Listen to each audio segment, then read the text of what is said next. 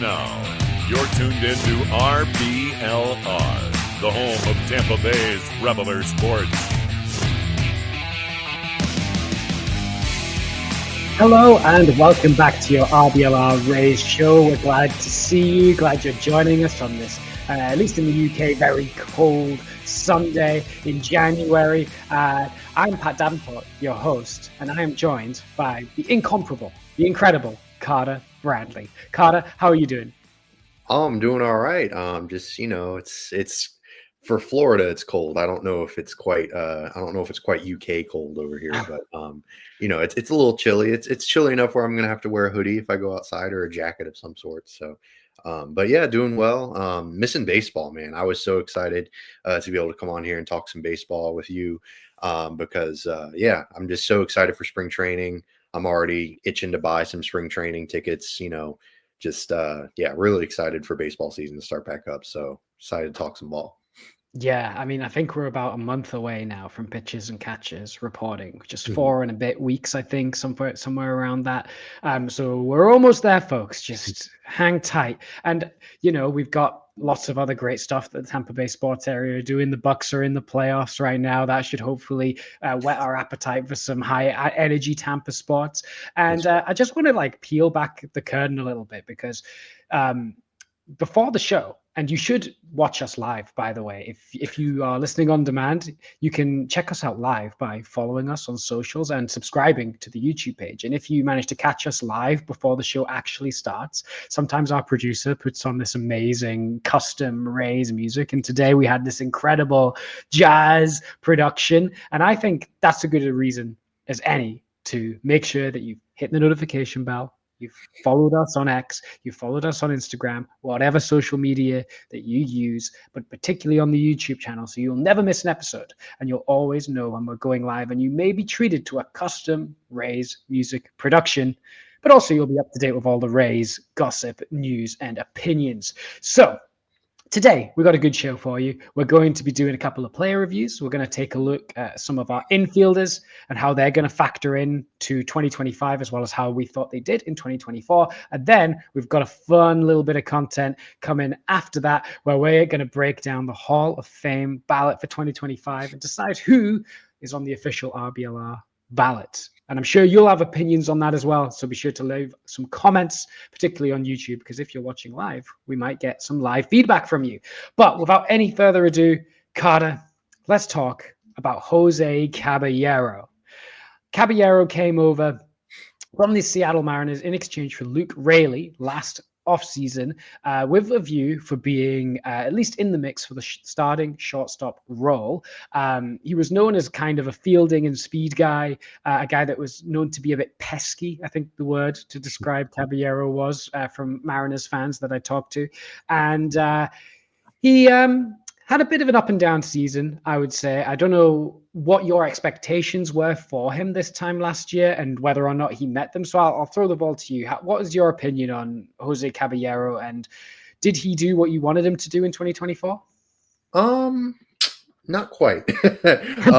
I don't want to be too harsh on him because, if you had expectations of him being an MVP or anything like that, he wasn't going to contend for the Silver Slugger Award at shortstop or anything crazy. But I was hoping for a bit more of an uptick in his offensive production. Obviously, defensively, he's always been pretty good at short. He's been pretty decent above average. He's really fast. Like you said, pesky is the best word to describe him, especially on the base paths. He's always just making things happen, for better or for worse. And that was kind of the biggest thing for me with Caballero this year. Like as much fun as it was to watch him steal bags and do all that stuff, because he had a hefty stolen base total. I think he led the AL. But he also led all of Major League Baseball in outs on the base paths. So that's combining caught stealings and getting picked off. So, you take the good with the bad. It's kind of, I hate to make a football metaphor, but it's kind of like Baker Mayfield. He throws a bunch of touchdowns and has a bunch of really amazing plays, but he also throws a bunch of interceptions, which is similar to Jose Caballero on the base path. So, you take the good with the bad with Cabby. Yeah. And I think with Taylor Walls being a doubt at the start of the season to be healthy, we needed someone that could play that. And Absolutely. obviously, we were without the guy that we had planned to be the shortstop for the next 10 years. So we had to get someone. And Caballero, I think, kind of filled the role of a guy that could play good shortstop. Like, obviously, the Rays value defense up the middle, don't they? They like center field, catcher, and shortstop to be like, it doesn't matter if you can hit at those positions. It's can you field? And Caballero definitely can do that. And that came through on some defensive metrics. He had 7 outs above average according to StatCast, which puts him in the 92nd percentile of fielders. And that goes to show that he is, really up there with the glove. And it's an interesting conundrum, isn't it? Because Taylor Walls is not liked by outs above average. Right. But everyone kind of consensus rates Walls as a better defender anyway. Mm-hmm. So it's interesting how that works out. His arm is kind of so-so, but he can run really fast. He's really rangy out there, and he's got some positional versatility too. He can play at third. He can play at second.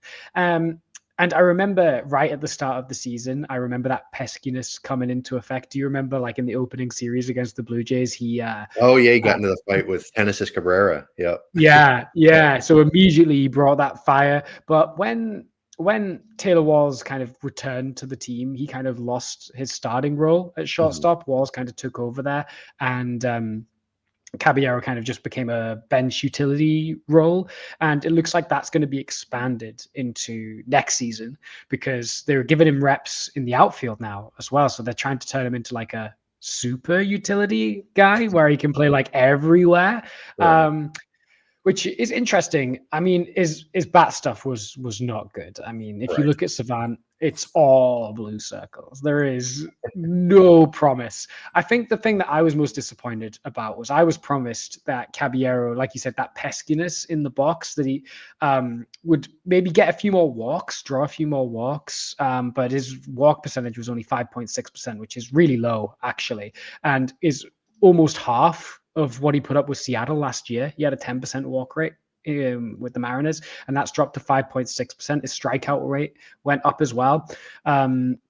So that's where I'm disappointed, is that his approach was lacking a little bit, and he wasn't being as much of a pest as I could have wanted. Because he's definitely not a guy that's going to hit even double digits home runs probably, and he's not going to even get a. You'd be over the moon if he gave you an 100 WRC plus, but those walks would have really helped because he came to an 83, which is 17% below league average, which is not great. But his defense made up for it, and he did finish the year with 1.9 Fangraphs WAR, which is like a solid regular. Yeah, that kind of adds up to like a 2-win player is like a. You don't want your team entirely of 2-win players, but like if you've got like 2 spots in your lineup that are 2-win players, that's completely fine. Yeah. So I guess the question is, do you see Caballero either improving or even getting any reps with any consistency next year? Unfortunately, probably no to both of those things. His best role is just as a bench guy, just kind of a like. I love what they're doing with him, trying to turn him into a super duper utility guy. Not just short second and third where he's played and been pretty good, but also moving into the corners and just providing some more versatility for the Rays because they love that. So yeah, I don't know that I see him ever reclaiming a starting shortstop role ever, unfortunately. Yeah. Which kind of sucks because like he's a solid defensive shortstop. He's definitely like, he's definitely fine out there. You feel comfortable with him defensively, but his lack of offense and the fact that he's, like you said, he's not better defensively than Taylor Walls. So it's tough. It's hard because he seems like a likable dude. He's high energy, like you brought up the Genesis Cabrera thing. But another funny thing is that the reason that he got into a fight with Genesis Cabrera is because he was getting tagged out on the base paths because he was getting base paths. That's very true. So it's like a perfect microcosm of Jose Caballero as a player, like getting into it, getting feisty, but also getting thrown out because he's just kind of overly aggressive. Unfortunately, kind of crosses that line into being maybe not as smart as you'd like on the base pass. Maybe rein it in a little bit this year. That'd be good. Yeah. He's kind of taken over Randy's role of just like running at every opportunity for better or for worse. The Rays always seem to have one of those guys. Yep. It was Tommy Pham for a while. Yep. Yeah. And now it's Caballero. Would you rather opening day 2025 Taylor Walls or Caballero start at shortstop? Taylor Walls pretty comfortably. He's a pretty, he's elite defensively and all that stuff. And, hopefully he's healthy this year.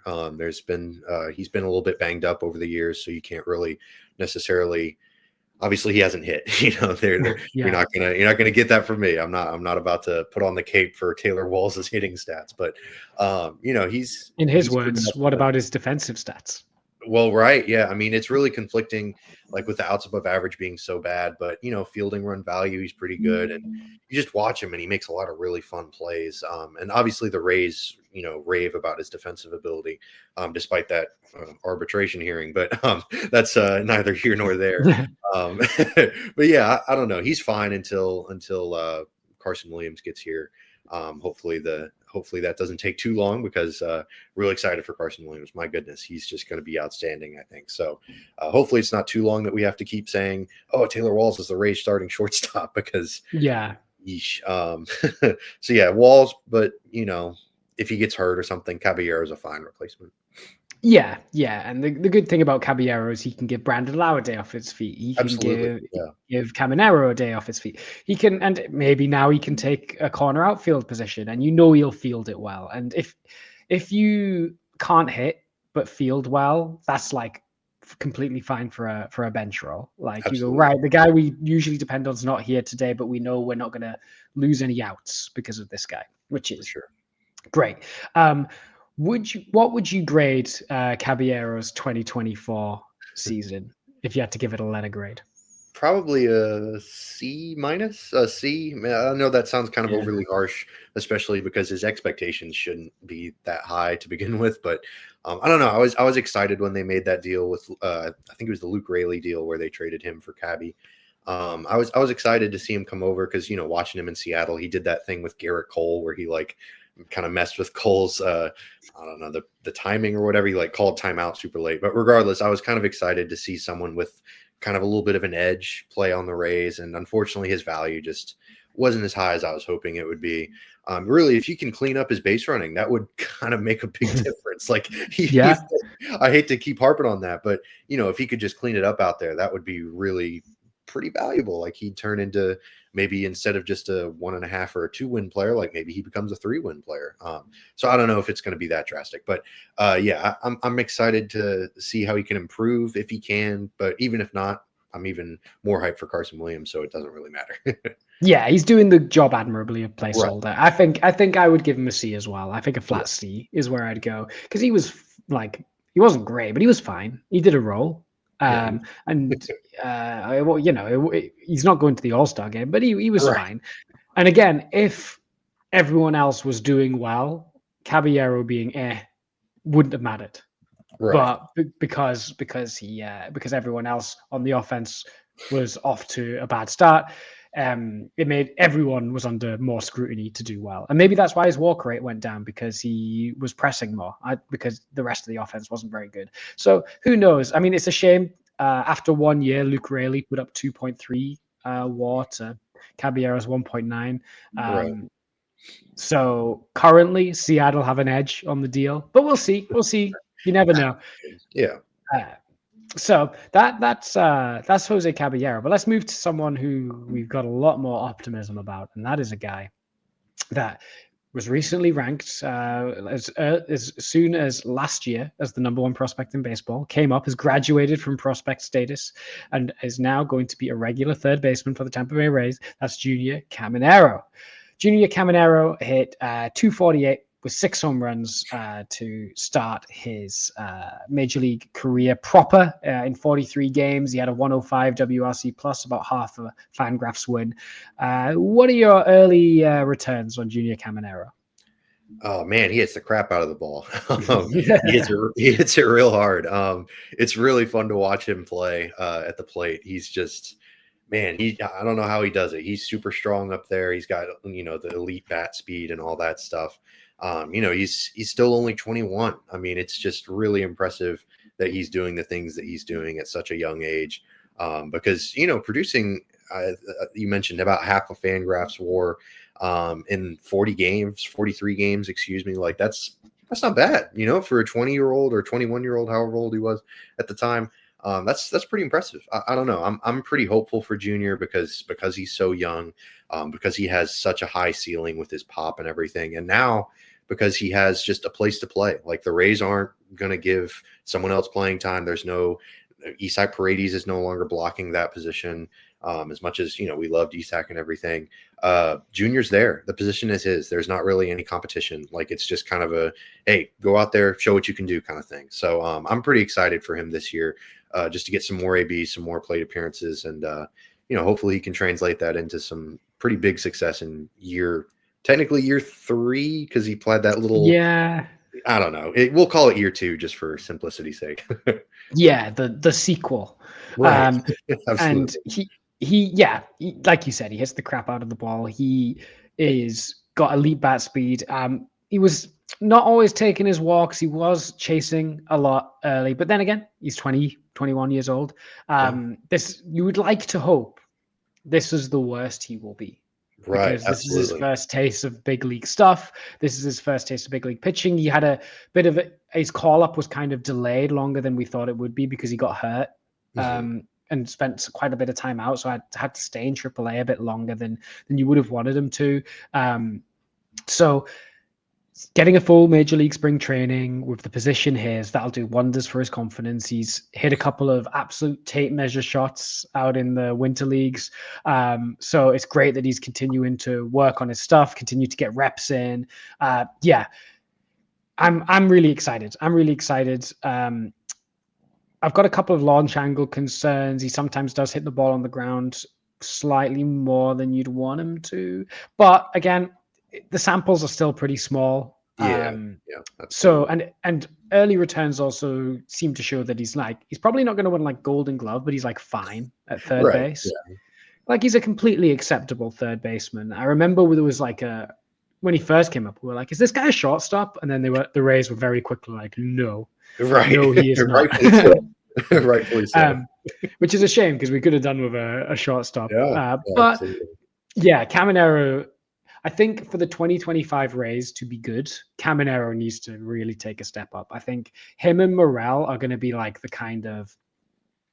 the indicators of how the Rays season is doing. If Morel and Caminero are clicking, then I think the whole Rays team is clicking. And if they're not, then I think the whole bottom falls under it because Lau and Diaz are great, but they need guys behind them to also be able to hit. And these are the guys that probably have the biggest upside in terms of what they could hit, at least power-wise.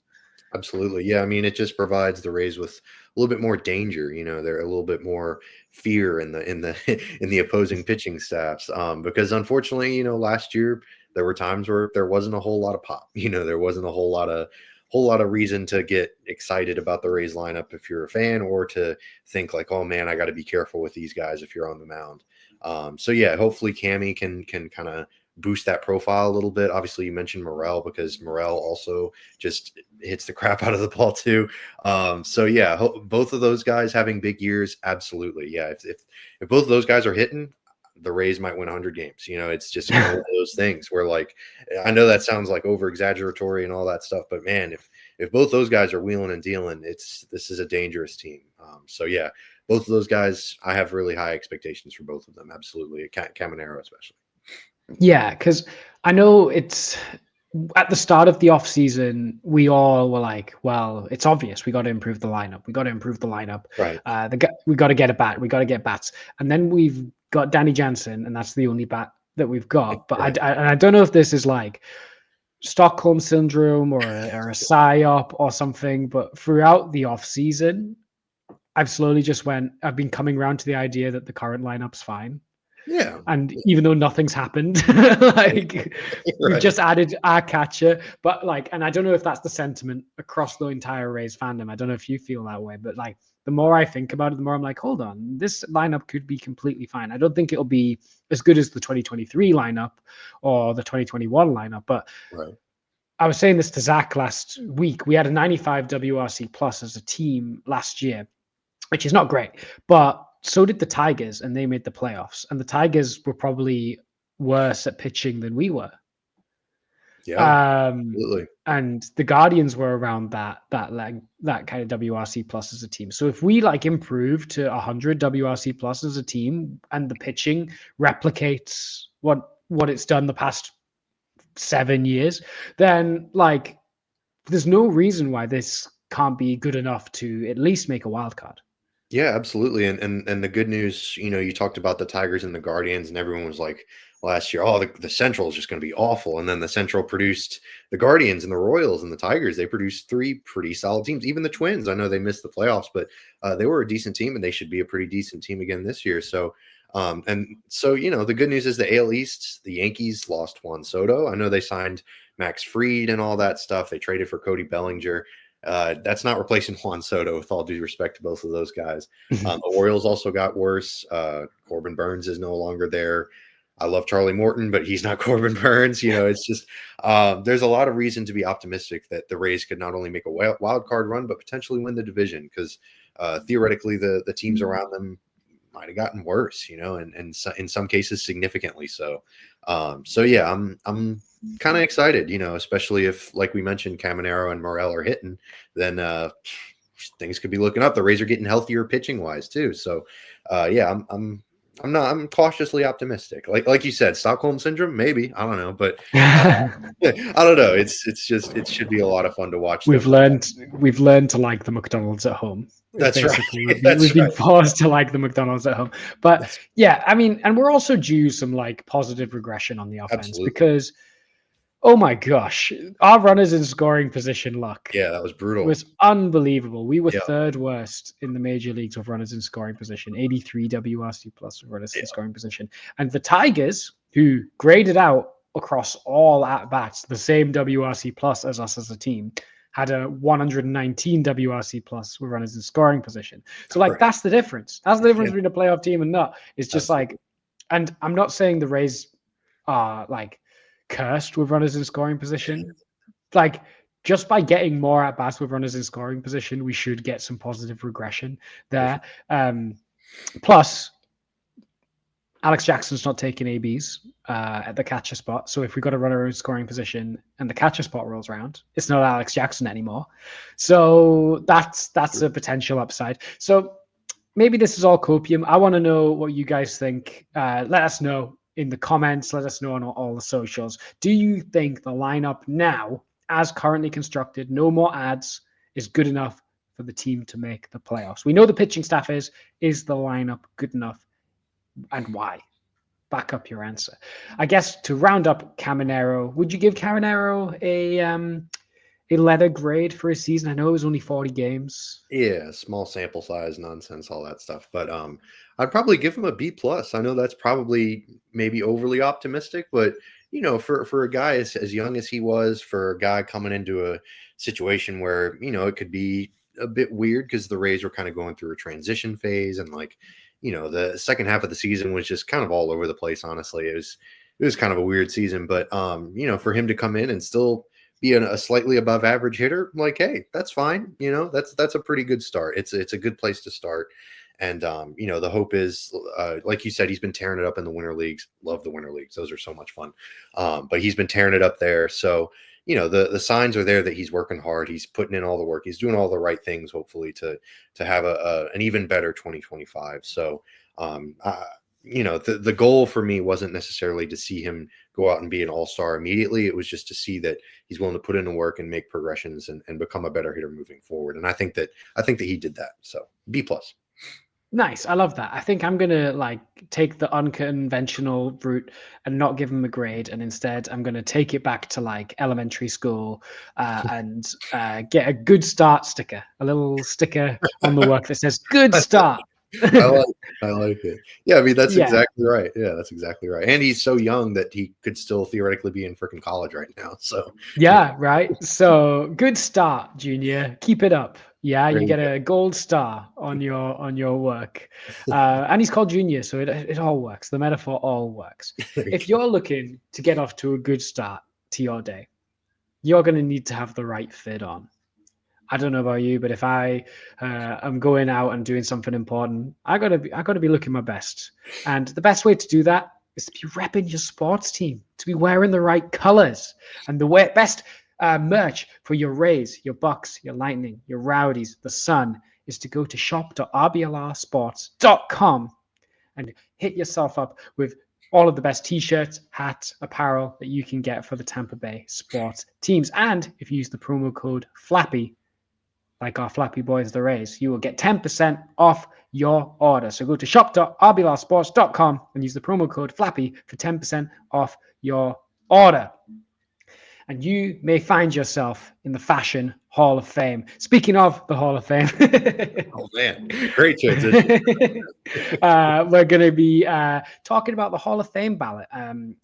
Obviously, it comes out every year, and it's always a heated topic of debate where writers can vote up to 10 people on the ballot. And you need 75% of the vote to get in. And if you get less than 5% of the vote, you're off the ballot. Or if you don't make it in after 10 attempts. And there's no criteria that you have to meet. Every writer has their own opinion on what makes the Hall of Fame. So I thought we should discuss the Hall of Fame ballot this year. Who is in it? We got some good remember some guys joining the ballot this year. And then we've got like a really, I guess I want to start. If that's okay, I want to start with a guy who's finding himself on the last year on the ballot, which is Billy Wagner. Yeah. One of the best relievers ever, maybe. He's outstanding. If Mariano Rivera is like a unanimous Hall of Famer, like Billy Wagner obviously didn't have the longevity in his career that Rivera had, but like, on an inning per inning basis, he was as dominant as any pitcher in the game. Came with just a little bit short last year. Would you vote for Billy Wagner this year? Yes. Yeah. Billy Wagner is absolutely on my hypothetical. If I was lucky enough to be able to get a Hall of Fame ballot, he's on there. You know, I don't know, that K rate. Like, I think it might not be still number one, but it was number one for a while. So he was just so impressive. He was filthy when he was with the Astros and the Phillies and all the stops that he had with the Mets. I know a lot of people ding him for his postseason struggles, if you will, because man, he had some appearances out there where he looked rough. Like it was not pretty, and I get that, but holding that against a guy, I don't know. I'm not big on postseason play. Being a negation for a Hall of Fame candidate, but I am a big proponent of it being a plus. I don't necessarily believe in taking it away from someone based on postseason performance. So, yeah, Billy Wagner's in. He's just such a fun player. He was just a joy to watch on the mound. He was absolutely filthy up there, and he was only 5'10". Like, he was throwing triple digits, just pumping gas. Like, I don't know. I have fond memories of Billy Wagner as a pitcher because I was a lefty myself and I didn't throw nearly that hard. I know how hard it is to throw that hard, regardless of arm status, but especially a lefty. So yeah, he's in my opinion. Yeah, he's on my vote as well. That's number one first and foremost. He has to get in because sure. I think relievers get unfairly penalized in the Hall of Fame because it feels like there's so many great relievers that will end up passing by. I mean, I don't think Fernando Rodney necessarily qualifies as a great reliever, but he was for a year. He did the Rays very, very proud in 2012. Absolutely. But yeah, sorry, Fernando Rodney. I'd be surprised if you get any votes. But yeah, like if Rivera can get in, I think Wagner deserves to be there as well. I'm gonna throw it to you. Who's a guy that you think might be controversially on your ballot, like is not a dead certain guy? Other than like I put Ben Zobrist on my ballot just because it's freaking Ben Zobrist. Like I'm not about to be a co-host of a Ray show and not include Ben Zobrist on my ballot. Like that's not happening. I don't know that he's actually a Hall of Famer, but I'll include him regardless. I included Chase Utley on my ballot. I know that he can be a bit of he was a guy that could be a little bit of a kind of a Caballero type of dude because he slid hard. He played really hard. Like that whole Ruben Tejada thing in the postseason when he was on the Dodgers, breaking that poor guy's leg, just really tough. But ultimately he's got 61.5 Fangraphs WAR. Like I think you kind of start from there and then you go from there. He was also a part of some really successful Phillies teams. Like you think of the 2000s, 2010s, you think of the Philadelphia Phillies. And when you think of the Philadelphia Phillies, you think of Chase Utley. So I voted for him because even though he doesn't hit I don't know if there are any players that have less than 2,000 hits that aren't like historic little inclusions or whatever that are included in the Baseball Hall of Fame, but he would maybe not be the first. But anyways, nevertheless, the 2,000 hits thing, like the counting stats sort of go against him, but man, his rate stats were really good. He played elite second base defense, like one of the most underrated second basemen of that generation. So Chase Utley's kind of my underrated Hall of Fame pick for this year.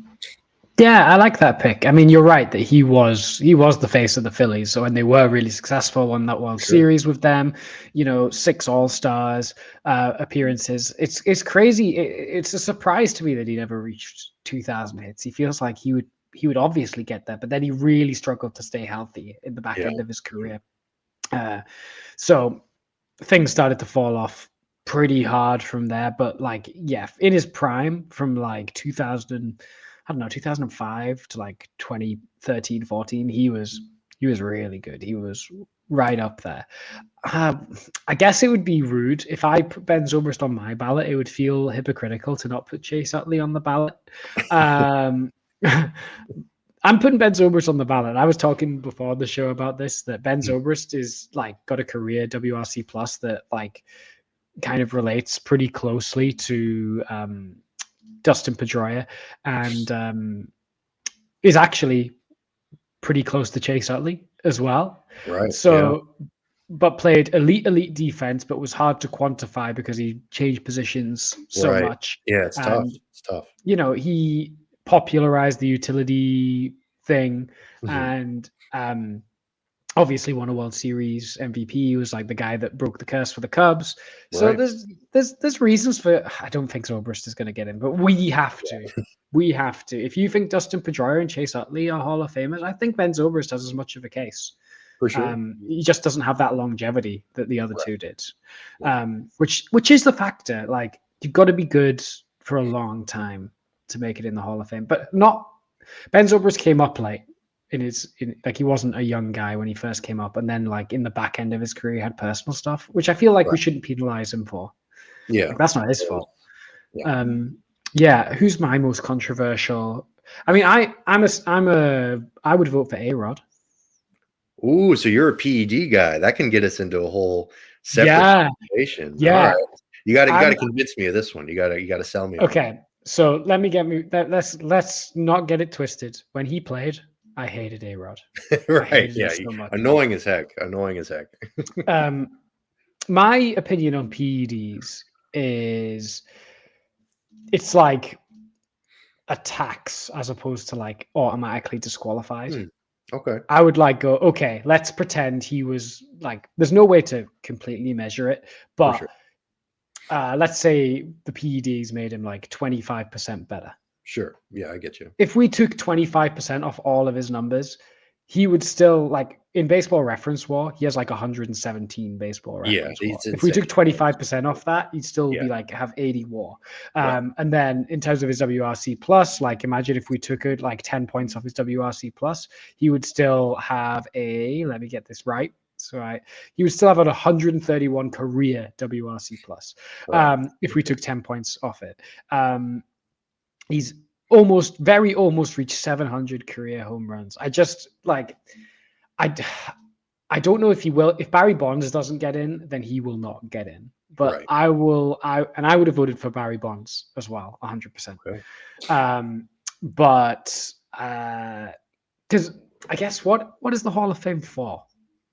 Because for me, it's also who are the people that are crucial to the story of baseball. Sure, and I think A-Rod and Barry Bonds are crucial to the story of baseball. I think you can't talk about not the 2000s without Alex Rodriguez. So I'm putting him in there. I'm putting him in there. Fair enough. That's hard to argue. That's really hard to argue. And this is such a nuanced conversation. There are always so many different points of views and opinions and perspectives you can bring up. I got to be honest. I would not vote for him. I'm not a PED guy. I wouldn't have voted for David Ortiz. David Ortiz tested positive, all that stuff. It's just hard to like when it becomes a challenge to parse out how much a player like taking a substance would affect his, playing career, Yeah. then just don't think about it. Like, don't vote for him, but that's a very like black and white way of thinking, when obviously that's not the way things are. And like you said, what's the point of the Hall of Fame? And like you said, you can't tell the story of baseball without Barry Bonds and Alex Rodriguez. So it's a difficult conversation. It's a difficult thought process. That's one reason that I'm glad I don't have a vote for the Hall of Fame, Yeah. because I would have to justify that. And as much as I believe that my stance to be true, I also can't justify it. Like, I would have a hard Yeah. time arguing about it, because Me too. Yeah. it's a If difficult someone was like, I can't vote for PED guys, I'd be like, yeah, fair enough. Right. Yeah, exactly. And if someone was like, no, man, like, you got to vote for Barry Bonds, I'd be like, yeah, that's a fair point too. It's a very, very difficult conversation to have. But another Hall of Fame question that I had for you, because this is kind of I think I know your answer based on the way that you're voting, but are you a big hall, small hall kind of guy? Like, I know some people, the Hall of Fame needs to be too exclusive. Like, it needs to be like a real club. It can't be a turnstile and all that stuff. So what are your thoughts on sort of those two different perspectives? Yeah, I think I'm probably lean more big hall than small hall, but I think really we don't want it too big. Like, I don't think, for example, like there's a couple of guys on the fringes, like I don't know, Omar Vizquel. Like, he's not a guy that I would put in the Hall of Fame. I mean, personal things, Right? Yeah. that as well. But or like who are other guys that get like a few votes here and there, like Andy Pettit? I don't know if he's a Hall of Famer. He's like on the border for me. And he's got the HGH stuff too, so that also kind of counts against him. It's tough. It's tough. I think one of the biggest almost heated debates that I've seen on the Hall of Fame of late online has been about catches, particularly Russell Martin, Brian McCann. Absolutely. Those guys. Absolutely. Would you put? I mean, Russell Martin is probably better than Brian McCann, I would say. Overall, would you put Russell Martin? I did. The Hall of Fame? I did. I love that now we can measure framing and stuff like that, because man, it's just such a huge impact on the game. Like, you hear about Johnny Bench having those massive hands that he could just grab anything. And so, like, you couldn't really quantify that, but, people thought about Johnny Bench. They were like, oh yeah, one of the best defensive catchers ever, which rightfully so. And so now it's cool that you can kind of measure that. And Russell Martin is I don't want to say he's the poster child of it, because I sort of more think of Jose Molina in that category, because he was like useless offensively, but because of his framing and his amazing catching ability, like, it didn't matter. Russell Martin, on the other hand, could kind of hit. He was actually kind of a decent offensive player, but I don't know. I think the same way about Ben Zobrist. Like, Russell Martin and Ben Zobrist are sort of like the poster childs of maybe the certain sabermetric movements, which almost in my mind convinces me that they deserve to get in for a historical standpoint, like sort of being like, I don't want to say inflection points or anything, but just sort of players you can look at that kind of support a way of thinking for advanced analytics and stuff like that. So it's sort of interesting to have those conversations. But all that to be said, very long-winded way of saying, yes, I'd include Russell Martin in my Hall of Fame ballot.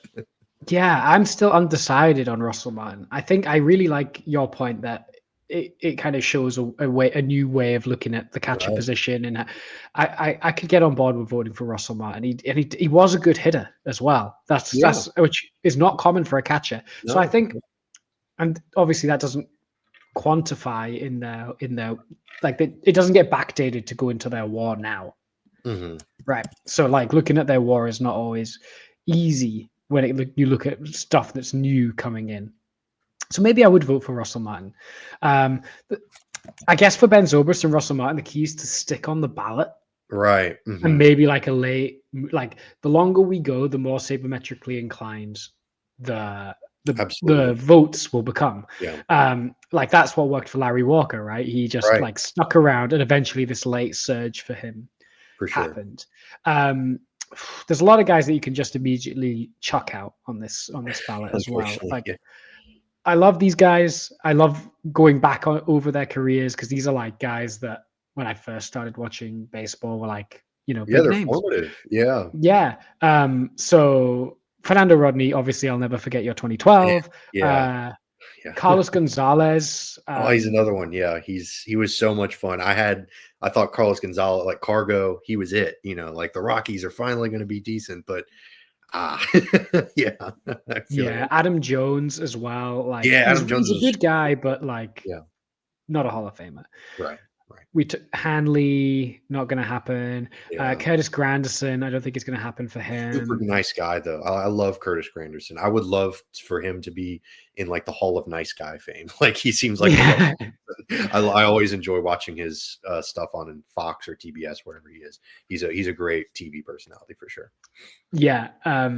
Tulo looked like he was going in that Oh, direction, and then the health got in the yeah, way. that just sucks. Yeah, that really sucks. Felix Hernandez is an interesting one. King I included Felix. Felix on mine. I thought Felix is a massive peak guy. Like you talk about, like, oh, is it a peak or longevity? Like all these kind of buzzwords.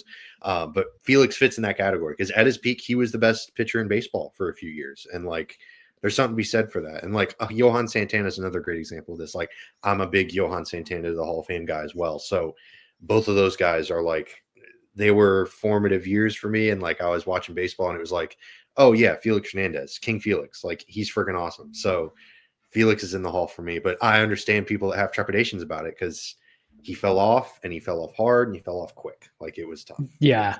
I think I would vote for King Felix. I mean, it's a shame that his perfect game streak has come to an end. But yeah, love King Felix. Ian Kinsler's a guy that's on the fringes of like, oh, maybe, but I wouldn't vote for him. Yeah, I would either. Pedroia, again, I wouldn't vote for Pedroia, but also, I rooted against him actively for decades. Right. So. Yeah, maybe I'm biased. Yeah. A guy that I would probably begrudgingly put on the ballot is CC Sabathia. Yeah, he was a lock for me as well. I don't think you can fill out a ballot this year without putting CC on there. He was really good. He was like the thing that he did for the Brewers, like just pitching his butt off without like an extended contract and becoming a free agent.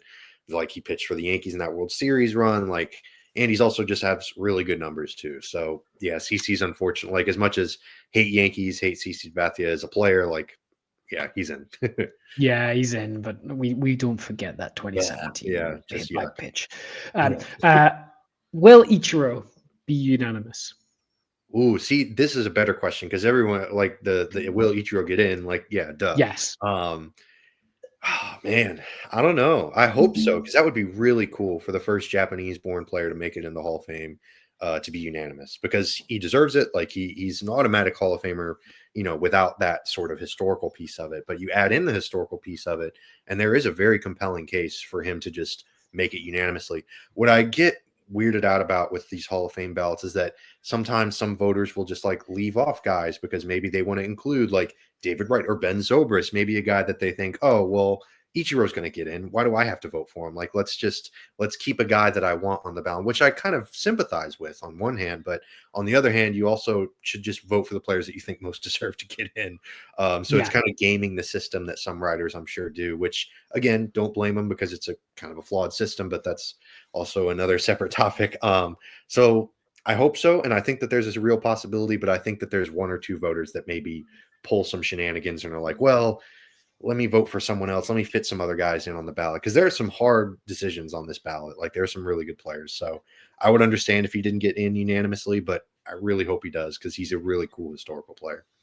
Yeah, I mean, if he played his whole career in MLB, it would be the easiest lock of all time. Like Pete Rose would have been sweating his hits record, his career hits record, if Ichiro played his whole career there. He might not have broke it, but it would have been, I think, a battle. I think we would have had watches on it. Like the worst thing that's happened to me becoming more sabermetrically inclined as I got older, is I have rated Ichiro less highly as I have looked, but he's still absolutely a Hall of Famer for sure. Like again, you can't tell the story of baseball without him.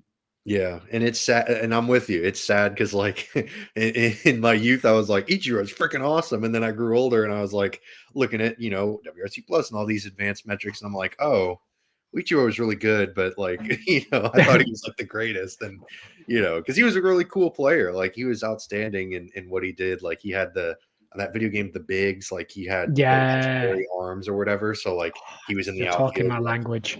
Yeah, exactly. So he threw the ball and like it had a gold trail behind it, and like it was like it took like a second to get to second base or third base, whatever. Yeah. So yeah, I'm with you. Ichiro is such a cool player, and yeah, I hope it's unanimous. But even if it's not, he'll still get in. So it's all good either way. It's kind of semantics with that. Yeah, definitely. I mean, Jeter didn't even make it as unanimous, and Ken Right. Griffey Jr. didn't make it as unanimous. Babe Ruth didn't make it as unanimous. Like, Yeah, who was the guy that was like, Babe Ruth, not for me? right. Yeah, I mean, there are so many players that took multiple years to make it in that it's like, what are we doing? Like what Yeah. are we thinking? And in most cases, it was not because of what I was just talking about with like ballots trying to get creative. That was not what was happening. It was just writers just being really stingy for a stupid reason. Yeah.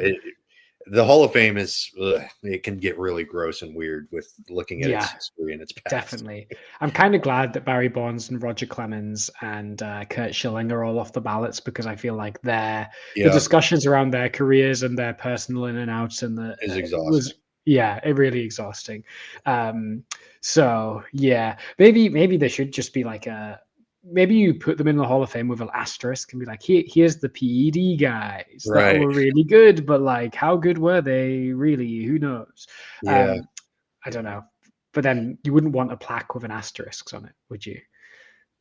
Yeah, I don't know. That's a tough thing, like carving an asterisk into a Hall of Fame plaque just feels wrong, right? Like Yeah. that's kind of what's tough about it. But at the same time, like you said, like you want to sort of like you mention it because everyone gets their own little biography. Like if they did get in, you'd have to mention it, right? Like you'd have to say like Barry Bonds had XYZ, these metrics and analytics and statistics and achievements, but he took steroids. Like he was included in the Mitchell report.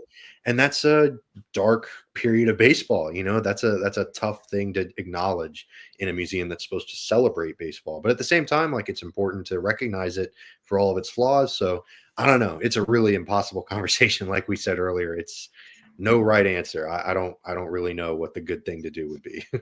No. The last guys I want to talk about, because these are like the guys that like are really like solid maybes, like Andrew Jones and Carlos Beltran. Like both of those guys are like, they might get in, but I'm not 100% sure. They've both got solid chances. Beltran's trending upwards nicely. Andrew Jones, I think will be close. Would you vote for either of those guys? I voted for Jones. I like Andrew Jones was one of the best defensive center fielders ever. Like he was so good. So I included him pretty easily, but like you said, it's getting close with whether he actually gets in. Beltran, I did not vote for. Just this Astros thing is still fresh in my mind. I didn't want to, even in a hypothetical ballot, I didn't want to vote for him, but I understand that he's a Hall of Fame caliber player and he'll eventually get in. Which, if anything, if I were voting, would give me even more reason not to vote for him because he probably wouldn't need my vote anyways. So why even worry about it? So yeah, I think they both get in. I'm not sure how easily they both get in or if they even get in this year, but I do think eventually both of them make it in just because they were both outstanding. Carlos Beltran, especially as a player, like he was really freaking good. And he was really cool before the Astros of it all. Like he was a cool switch hitting center fielder, really fast, really good defensively. He could hit home runs. Like he was everything that I want in a baseball player, honestly. So it's disappointing that he kind of took that dark turn at the end, and now it's kind of nauseating. Yeah. I guess if Beltran gets in, it'll open the doors for like Jose Altuve to potentially get in, which is another messy discussion, I suppose, because like his career's trending towards being Hall of Fame worthy. Right. Yeah. But if Beltran gets in, I feel like you can't say, well, Altuve was worse. Right. Yeah, I don't know. That's tough because like you said, it's trending towards him being a Hall of Famer because theoretically he's probably already in the Hall if he retired this year. Like he probably gets in. So yeah, just based on merit, Altuve is a home run Hall of Fame candidate. It's relatively safe, but man, yeah, it's hard to separate like with the PED stuff, like how much of his success was from the sign stealing, how much of it wasn't, and even after the sign stealing stuff, even those numbers that he was putting up after it was all said and done, like, would he have had the confidence? There's so many like little things that at least come to my mind with that kind of stuff. Like, how much confidence did that give him? Like, how much development did it give him just from being able to say, like, hey, I hit really well last year, even if it was because of the sign stealing. Like, I can hit major league pitching. So moving forward, I can do it, So I don't know. It's a complicated conversation with him too. And if you let him in my mind, you have to let the PED guys in. That's sort of my stance on it. Like, if you let Altuve in, got to let Barry Bonds, Roger Clemens, all those guys in. But I know that might not be like the prevailing opinion, but I don't know. I'm like, for me, the sign stealing was just as bad as PEDs. So I don't know. That's kind of, I'd love to hear your take on that. Yeah. I mean, I probably would let him in because he had so many good years other than 2017. Right. Yeah. So I think that's good enough evidence for me. But again, I wouldn't be mad at anyone for not doing it. Right. So yeah, I think that wraps up the Hall of Fame. Is there any last thoughts you have on the Hall of Fame? Bobby Abreu. Vote for Bobby Abreu if there are any Vote for Bobby Abreu. For some reason listening to this podcast. I love Bobby Abreu. He's the king of walks. He's another like sort of like sabermetric darling. Like, he's just a high OBP guy. He was almost a Ray. Like, the Rays almost signed him. That would have been a really cool thing, like a really cool sort of what if kind of Marvel story. But yeah, him and Jimmy Rollins are my two sort of like fun, like, I think they genuinely deserve to be in. But so yeah, Bobby Abreu and Jimmy Rollins, go vote for him if you're listening to this. And we need some Hall of Famers, because I'm just having a quick glance at next year's who's like entering the ballot, and we don't have many great names. Nope. Like, next year's ballot, I guess the guy who will be closest is Cole Hamels. Right. Yeah. He's got the most. He's not in. Of anyone. He's got the most WAR of anyone entering the ballot next year.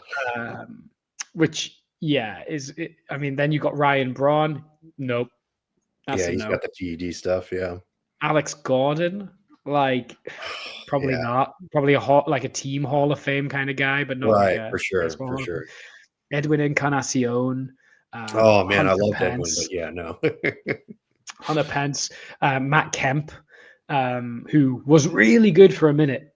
Oh man, he looked like he was on track, but yeah, no. Yeah, Daniel Murphy, Matt Wieters, Rick Porcello, Chris Davis. Like, it's rough sledding out there. And maybe some of the guys this year, sort of like the sports writers think like, oh, well, this guy could get on next year. Maybe they alter the voting, obviously other than Billy Wagner, but maybe they alter their voting style a little bit so that they vote someone in next year, because that kind of sucks when no one gets in. So yeah, that's certainly something to keep in the back of the mind as these ballots start to come out. Definitely. In 2 years' time, Buster Posey's on the ballot, so he'll be there. But that's it for the Hall of Fame. Who would be on your Hall of Fame ballot? Let us know. Let us know on the socials. You can hit us up with these, but you can also let us know at RBLR Rays, at RBLR Sports, and of course, leave comments on any episode that you are watching. Probably this one, because this is the one where we talked about Hall of Fame. That's going to do it for today's show. Thank you so much for listening along with us. We really appreciate you listening and helping us out. If you want to help us out in a big way and really enjoyed what you heard, be sure to drop a like as well and tell your friends. Give it a share on social media, tell your friends. But otherwise, we're almost there, baby. Spring training right around the corner. Thank you, Carter. Raise up. Raise up.